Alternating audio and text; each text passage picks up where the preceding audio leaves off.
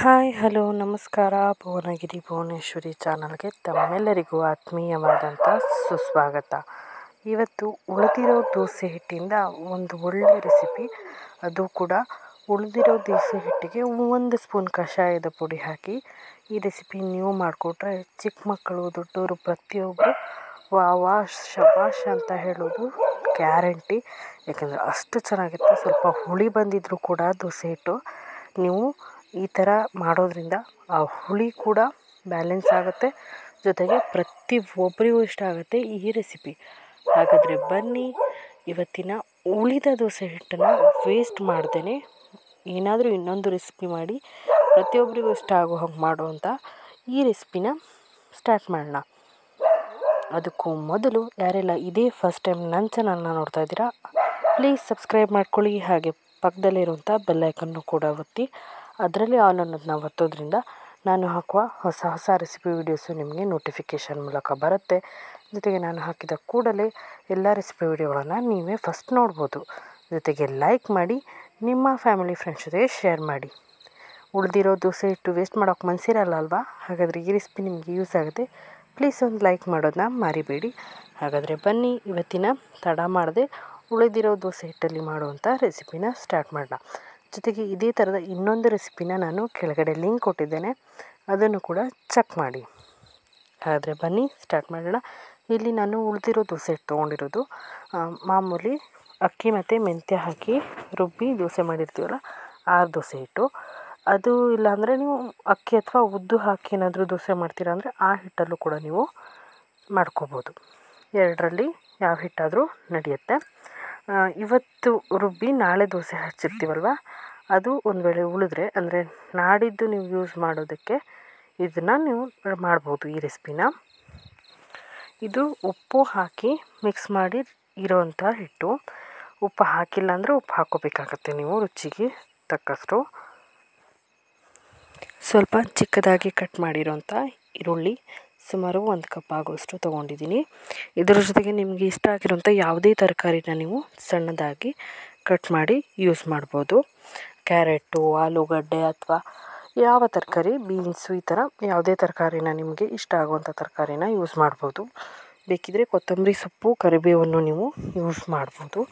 ಸಣ್ಣದಾಗಿ ಶುಂಠಿ ಕೂಡ ಇದಕ್ಕೆ ಹಾಕ್ಕೋಬೋದು. ಆದರೆ ನಾನಿಲ್ಲಿ ಸಿಂಪಲ್ಲಾಗಿ ಮಾಡ್ತಾ ಇರೋದ್ರಿಂದ ಈರುಳ್ಳಿ ಮಾತ್ರ ಹಾಕ್ಕೊಂಡಿದ್ದೀನಿ. ಹಾಗೆ ಸ್ವಲ್ಪ ಅರಿಶಿಣದ ಪುಡಿ, ಸ್ವಲ್ಪ ಜೀರಿಗೆ, ಹಾಗೆ ಅಚ್ಚಕಾರದ ಪುಡಿಯನ್ನು ಸುಮಾರು 1/4 ಟೀ ಸ್ಪೂನಷ್ಟು ಬಳಸ್ತಾ ಇದ್ದೀನಿ. 1/4 ಸ್ಪೂನಷ್ಟು ಬಳಸ್ತಾ ಇದ್ದೀನಿ. ಇದಕ್ಕೆ ನೀವು ಚಿಕನ್ ಮಸಾಲ ಪೌಡರ್ ಯೂಸ್ ಮಾಡ್ತೀನಿ ಅಂದರೆ ಅದನ್ನು ಕೂಡ ನೀವು ಹಾಕ್ಕೋಬೋದು. ಜೊತೆಗೆ 1 ದೊಡ್ಡ ಸ್ಪೂನಲ್ಲಿ 1 ಸ್ಪೂನ್ ಆಗುವಷ್ಟು ಕಷಾಯದ ಪೌಡರ್ನ ನಾನು ಹಾಕ್ಕೋತಾ ಇದ್ದೀನಿ.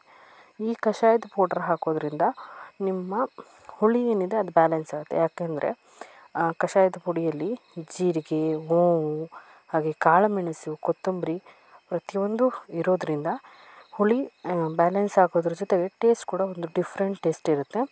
ಇದಕ್ಕೆ ನೀವು ಗರಂ ಮಸಾಲ ಬೇಕಿದ್ದರೂ ಯೂಸ್ ಮಾಡ್ಕೋಬೋದು. ಚೆನ್ನಾಗಿ ಒಂದು 5 ನಿಮಿಷ ಚೆನ್ನಾಗಿ ಮಿಕ್ಸ್ ಮಾಡ್ಕೊಳ್ಳಿ. ಅದಾದ ಮೇಲೆ ಒಂದು ಪಡ್ಡು ಪ್ಯಾನ್ನ ಬಿಸಿ ಮಾಡ್ಕೊಳ್ಳಿ. ಅದಕ್ಕೆ ಸ್ವಲ್ಪ ತುಪ್ಪ ಅಥವಾ ಎಣ್ಣೆ ನಿಮ್ಗೆ ಯಾವುದು ಚೆನ್ನಾಗಿ ಅನಿಸುತ್ತೆ ಅದನ್ನು ನೀವು ಯೂಸ್ ಮಾಡ್ಬೋದು. ಅವುಗಳನ್ನು ಪೂರ್ತಿ ಪಡ್ಡು ಪ್ಯಾನ್ಗೆ ಹಾಕ್ಕೊಂಡು ಸ್ವಲ್ಪ ಬಿಸಿ ಆಗೋದಕ್ಕೆ ಬಿಟ್ಬಿಡಿ. ನಾನಿಲ್ಲಿ ಸ್ವಲ್ಪ ಹಳೆಯ ಕಾಲದ ಮಣ್ಣಿನ ಪಡ್ಡು ಪ್ಯಾನನ್ನು ಬಳಸ್ತಾ ಇದ್ದೀನಿ. ಪಡ್ಡು ಕಾಯಿಲು ಸ್ವಲ್ಪ ಹಳೆಯ ಕಾಲದ್ದು, ನೀವು ಈಗಿನ ನಾನ್ ಸ್ಟಿಕ್ ಬೇಕಾದರೂ ಯೂಸ್ ಮಾಡ್ಬೋದು. ಈಗ ಎಲ್ಲವಕ್ಕೂ ಸ್ವಲ್ಪ ಹಾಕ್ಕೊಳ್ಳೋಣ. ನೋಡಿ, ಈ ಥರ ಎಲ್ಲವಕ್ಕೂ ಹಾಕ್ಕೊಂಡ್ರೆ ಆಯಿತು. ಇದಕ್ಕೆ ನೀವು ನಿಮ್ಗೆ ಇಷ್ಟ ಬಂದ ತರಕಾರಿ, ಸೊಪ್ಪು ಎಲ್ಲವನ್ನು ಹಾಕ್ಬೋದು. ಇದೇ ಥರದ ಉಳಿದ ದೋಸೆ ಹಿಟ್ಟಿನಲ್ಲಿ ಮಾಡುವಂಥ ರೆಸಿಪಿ ಜೊತೆಗೆ ಪಡ್ಡುಗಳ ರೆಸಿಪಿ ಕೂಡ ಇದ್ದಾವೆ ನನ್ನ ಚಾನಲಲ್ಲಿ. ಪ್ರತಿಯೊಂದನ್ನು ಲಿಂಕ್ ಕೊಟ್ಟಿರ್ತೀನಿ, ಚೆಕ್ ಮಾಡಿ. ಇಷ್ಟ ಆಗಿರೋ ಪ್ರತಿಯೊಂದಕ್ಕೂ ಲೈಕ್ ಮಾಡೋದನ್ನ ಮರಿಬೇಡಿ. ಹಾಗೆ ನಿಮ್ಮ ಫ್ಯಾಮಿಲಿ ಫ್ರೆಂಡ್ಸ್ ಜೊತೆಗೆ ಶೇರ್ ಮಾಡೋದನ್ನ ಕೂಡ ಮರಿಬೇಡಿ. ಈಗ ಇದು ಆಗಿದೆ.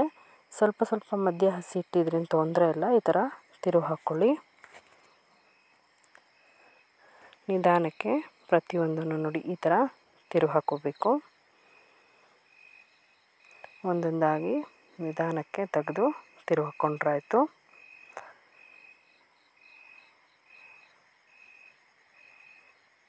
ಸ್ವಲ್ಪ ಹಳೆ ಪ್ಯಾನ್ ಆಗಿರೋದ್ರಿಂದ ಹೇಳ್ಬೇಕಾದ್ರೆ ತ್ರಾಸು ಕೊಡುತ್ತೆ. ನಾನಿಲ್ಲಿ ಒಲೆಯಲ್ಲಿ ಮಾಡ್ತಾ ಇರೋದ್ರಿಂದ ಸಣ್ಣ ಬೆಂಕಿಯಲ್ಲಿ ಮಾಡ್ತಿದ್ದೀನಿ. ನೀವು ಕೂಡ ಲೋ ಫ್ಲೇಮಲ್ಲಿ ಗ್ಯಾಸಲ್ಲಿ ಮಾಡ್ಕೋಬೋದು. ಇದೇ ಥರ ಪ್ರತಿಯೊಂದನ್ನು ತಿರುಗಿ ಹಾಕ್ಕೋಬೇಕು. ಕಲರ್ ಕೂಡ ನೋಡಿ ಏನು ಚೆನ್ನಾಗಿ ಬಂದಿದೆ ಅಂತ. ಎರಡೂ ಕಡೆ ಒಂದು 5 ನಿಮಿಷ ಕುಕ್ ಆಗಲಿ. ಈಗ ಇದನ್ನು ಪ್ರತಿಯೊಂದನ್ನು ಒಂದು ಪ್ಲೇಟ್ಗೆ ನಾವು ಸರ್ವ್ ಮಾಡ್ಕೊಳ್ಳೋಣ. ನೋಡಿದ್ರಲ್ಲ ಫ್ರೆಂಡ್ಸ್, ಎಷ್ಟು ಈಸಿಯಾಗಿ ಉಳಿದಿರೋ ದೋಸೆ ಹಿಟ್ಟಲ್ಲಿ ಒಂದು ಪಡ್ಡು ರೆಸಿಪಿನ ಮಾಡ್ಬೋದು ಅಂತ. ತುಂಬಾ ರುಚಿಯಾಗುತ್ತೆ. ಸ್ವಲ್ಪ ಹುಳಿ ಇದ್ದರೂ ಕೂಡ ಹುಳಿ ಅಂತ ಗೊತ್ತಾಗದಿರೋಷ್ಟು ಚೆನ್ನಾಗಿ ಬರುತ್ತೆ ಈ ಪಡ್ಡು. ಹಾಗಾದರೆ ಈ ಪಡ್ಡನ್ನ ಮಿಸ್ ಮಾಡದೆ ಮನೇಲಿ ಟ್ರೈ ಮಾಡಿ ಹೇಗೆ ಬಂತು ಅನ್ನೋದನ್ನ ಕಮೆಂಟಲ್ಲಿ ತಿಳಿಸಿ. ಅದೇ ಥರ ಯಾರೆಲ್ಲ ಇದೇ ಫಸ್ಟ್ ಟೈಮ್ ನನ್ನ ಚಾನಲ್ನ ನೋಡ್ತಿದ್ದೀರಾ ದಯವಿಟ್ಟು ಸಬ್ಸ್ಕ್ರೈಬ್ ಮಾಡ್ಕೊಳ್ಳಿ. ಹಾಗೆ ಪಕ್ಕದಲ್ಲಿರುವಂಥ ಬೆಲ್ ಐಕನ್ನ ಕೂಡ ಒತ್ತಿ ಅದರಲ್ಲಿ ಆಲ್ ಅನ್ನೋದನ್ನ ಒತ್ತೋದ್ರಿಂದ ನಾನು ಹಾಕುವ ಬೇರೆ ಥರದ ಹೊಸ ರೆಸಿಪಿ ವಿಡಿಯೋಗಳು ನಿಮಗೆ ನೋಟಿಫಿಕೇಷನ್ ಮೂಲಕ ಬರುತ್ತೆ. ಆಗ ನಾನು ಹಾಕಿದ ಎಲ್ಲ ರೆಸಿಪಿ ವಿಡಿಯೋಗಳನ್ನು ನೀವು ನೋಡ್ಬೋದು. ಜೊತೆಗೆ ನಿಮ್ಮ ಫ್ಯಾಮಿಲಿ ಜೊತೆಗೆ ಶೇರ್ ಮಾಡೋದನ್ನ ಮರಿಬೇಡಿ. ಹಾಗೆ ಲೈಕ್ ಮಾಡಿ. ಇನ್ನು ನೋಡಿ ಎಷ್ಟು ಸಾಫ್ಟಾಗಿ ಬಂದಿದೆ ಅಂತ ಪಡ್ಡು. ನೋಡಿದ್ರಲ್ವ ಆ ಥರ ಗೂಡಾಗಿ ಬಂದಿದೆ. ಇದೇ ಥರ ನೀವು ಮಾಡೋ ರೆಸಿಪಿ ಕೂಡ ಬರುತ್ತೆ ಸರಿಯಾದ ಮೆಜರ್ಮೆಂಟಿಂದ ಮಾಡಿದ್ರೆ. ಹಾಗೆ ಇದೇ ಥರದ ಇನ್ನಷ್ಟು ಪಡ್ಡು ರೆಸಿಪಿಗಳನ್ನು ಲಿಂಕಲ್ಲಿ ಕೊಟ್ಟಿರ್ತೀನಿ. ಹಾಗೆ ಉಳಿದ ದೋಸೆ ಹಿಟ್ಟಿನಿಂದ ಮಾಡೋ ರೆಸಿಪಿಗಳನ್ನು ಲಿಂಕಲ್ಲಿ ಕೊಟ್ಟಿರ್ತೀನಿ, ಚೆಕ್ ಮಾಡಿ. ಇನ್ನೊಂದು ಹೊಸ ರೆಸಿಪಿ ಜೊತೆ ಮತ್ತೆ ಸಿಗ್ತೀನಿ. ಅಲ್ಲಿವರೆಗೂ keep watching Bhuvanagiri Bhuvaneshwari channel. Thank you so much.